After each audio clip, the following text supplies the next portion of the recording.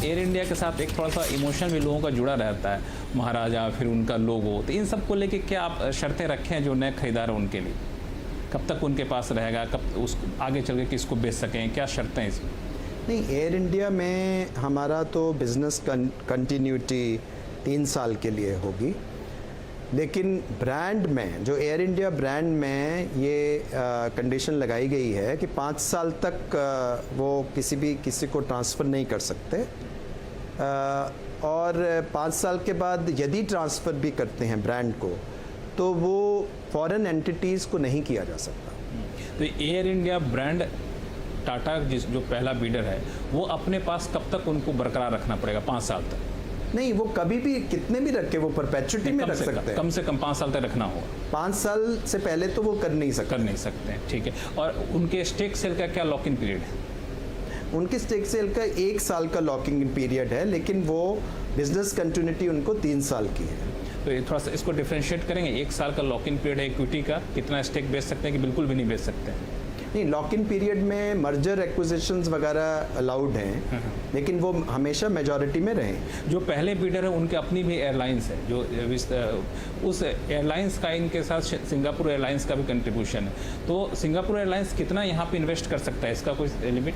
नहीं, मैं इसके बारे में कुछ कहना नहीं चाहूँगा, क्योंकि वो हमें नहीं मालूम कि आगे क्या होगा क्या नहीं होगा। आपकी शर्तें क्या कहती हैं? लेकिन जो देखिए, हमारे तो जो FDI पॉलिसी है उसके मुताबिक भी 49% से ज़्यादा कोई भी फॉरेन एयरलाइन वैसे ही नहीं आ सकती। 49% तो आ ही सकता। 49% से ज़्यादा तो स्टेक ले ही नहीं सकता। चलिए इस पे हट के एक सवाल पूछूं कि एयर इंडिया एक बहुत बड़ा डाइवेस्टमेंट का लक्ष्य था, या फिर कहें कि एक बड़ा चुनौती थी जिसको हमने पूरा किया। तो इसका आपको नहीं लगता कि इसका एक सेंटिमेंट असर बाकी के डाइवेस्टमेंट प्रोसेस से पड़ेगा?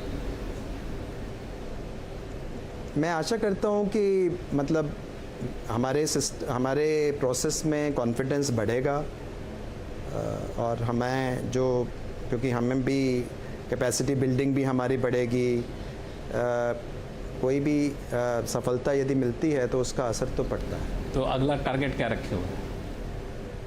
देखिए, वित्त मंत्री जी ने ऑलरेडी बजट में अनाउंस किए हैं, कुछ ट्रांजैक्शंस का नाम दिया है, हमारा वही टारगेट रहेगा। क्योंकि ये सवाल इसलिए बार बार पूछ रहा हूँ आपसे मैं कि 2019 में हमने BPCL के डाइवेस्टमेंट का पूरा कैबिनेट अप्रूवल दिया, अभी तक फाइनेंशियल बिड तक हम लोगों ने ओपन नहीं किया है। तो इस तरह से सवाल पूछे जाते हैं ऐसे समय में जब मार्केट बहुत हाई पे चल रहा है, सरकार के पास एक मौका है इसका फ़ायदा उठाने का। ये हमारा स्ट्रेटेजिक डिसइन्वेस्टमेंट प्रोसेस एक लंबा प्रोसेस है। जैसे आपने दिया एक कंपनी के बारे में, हम मैनेजमेंट कंट्रोल पास कर रहे हैं, और उसके लिए लिस्टेड कंपनीज़ हैं और वो हैं, उनमें तरह तरह के हमें मतलब रेगुलेशंस हैं, उन सब का पालन करते हुए आगे बढ़ना है। तो इसमें सर थोड़ा सा स्पेसिफिक बता सकें कि अभी भी आप स्टिक हैं कि जो डाइवेस्टमेंट टारगेट हो हम पूरा कर लेंगे करंट फिस्कल में?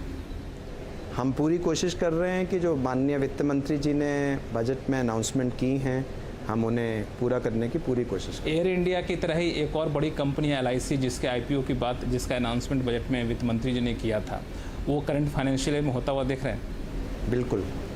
करंट फाइनेंशियल में आप टारगेट कर रहे हो उसको करने के लिए? ये तो थोड़ा सा अनएक्सपेक्टेड, लोग इसकी अपेक्षा नहीं रख रहे थे। और चूंकि मार्केट बेहतर कंडीशन में है, स्ट्रेटेजिक सेल के अलावा OFS भी एक जरिया होता है स्ट्रेटेजिक से कंपनी में अपनी हिस्सेदारी बेचने का, क्या उस पर फोकस करेंगे आने वाले दिनों में? देखिए, OFS जो प्रक्रिया है वो अलग तरह की प्रक्रिया है, वो उसमें माइनॉरिटी स्टेक सेल बीच बीच में करते हैं, लेकिन हमने